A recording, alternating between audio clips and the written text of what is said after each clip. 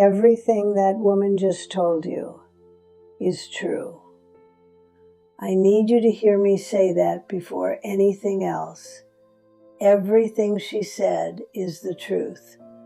And I know it's true because I learned those same lessons the hardest way a person can learn them. I am 103 years old. I was born in 1923 in a small coal town in West Virginia, a place that barely exists anymore. Like many coal towns, it slowly disappeared and was forgotten. In my life, I have been many things: a daughter, a wife, a mother, a widow, a grandmother, and now a great-grandmother. I have known poverty in ways that would make your worst day feel easy. I have buried 2 of my children. I buried one husband I feared, and another husband I loved so deeply that sometimes I still talk to him when nobody else is around.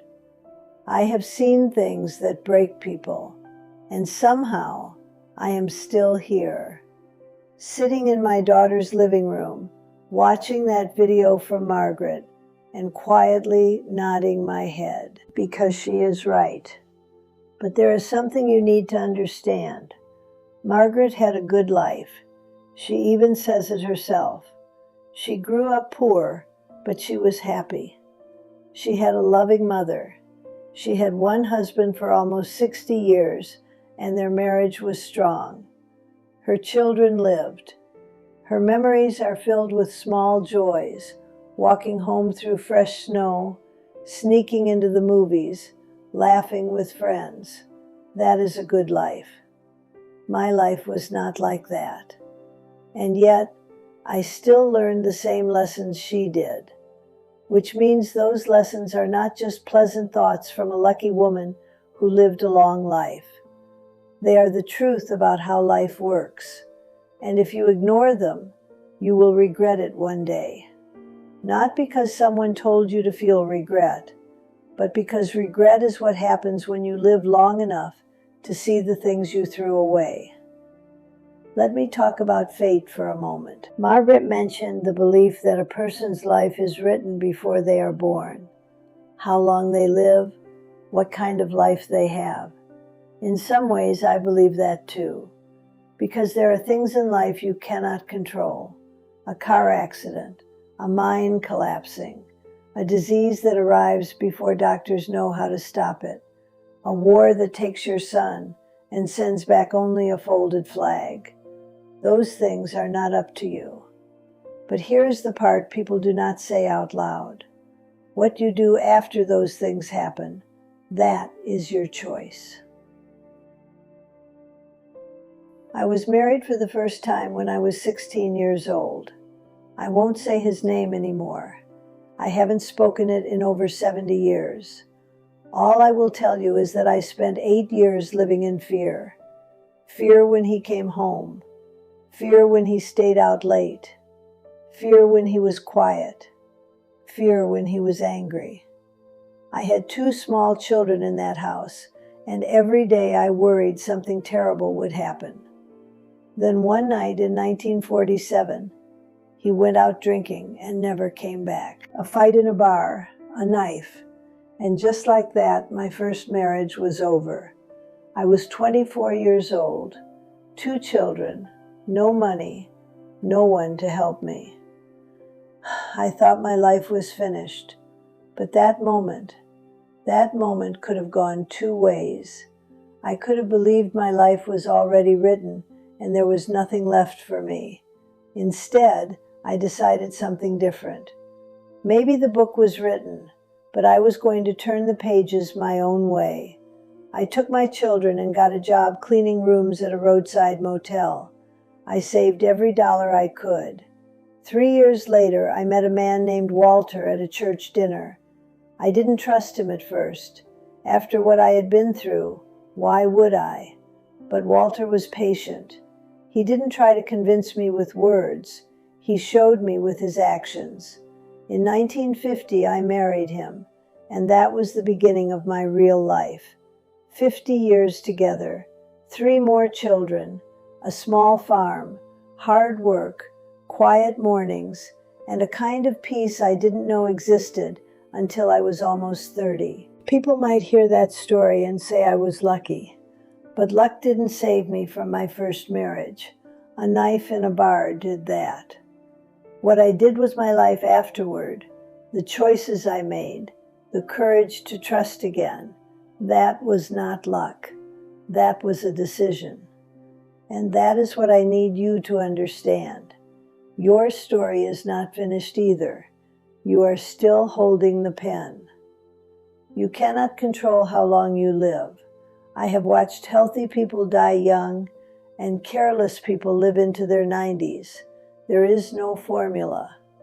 But you can control what kind of person you choose to be right now, today. Are you going to call someone you have been meaning to call? Are you going to apologize for something your pride has been holding on to?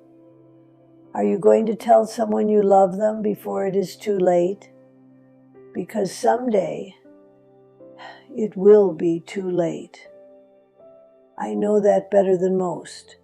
My first daughter, Sarah, was born in 1942. She had bright blonde hair and the happiest laugh you could imagine. Even when times were hard, she found something to smile about. But in 1953, she became sick. Polio. She was only 11 years old. 3 weeks later, she was gone. That was the closest I ever came to giving up. Do you know what saved me? My husband didn't try to explain the loss. He didn't tell me everything happens for a reason. He just stayed. He sat with me through the grief, through the anger, through the silence. That is what love is. Love is staying when there is nothing you can fix. Years later, I lost a son in Vietnam. Then, many years after that, I buried my husband. And every time life knocked me down, I heard the same quiet voice inside me. You're not finished yet. That voice is inside you too, even if you cannot hear it right now. You are not finished yet. There is still time to make your life mean something. People think change is only for the young. I disagree. Life changed me at 24, at 30, at 47, and again at 76. You are never too old to change, but sometimes people are too afraid, too stubborn, too comfortable in their misery. That is what destroys a person, not age, fear, pride, refusing to grow. If you are young and watching this thinking you have plenty of time, you might, or you might not. No one knows. So live the page you are on. Call your parents. Call the people who loved you when you didn't deserve it. Say thank you. Say I love you. Do not wait, because the regrets that hurt the most are not the things you did. They are the things you never did, the calls you never made, the words you never said. You still have time. Use it. Be kind. Be patient. Be gentle with people. You never know what someone else is carrying. I have lived through war, depression, epidemics, and more funerals than I can remember. I have seen the worst of humanity, but I have also seen the best, and the best is always worth fighting for. Your life is worth fighting for too. Do not give up. Do not settle for a life that makes you miserable just because changing feels hard. I am 103 years old. Another woman made it to 105, and we are both telling you the same thing.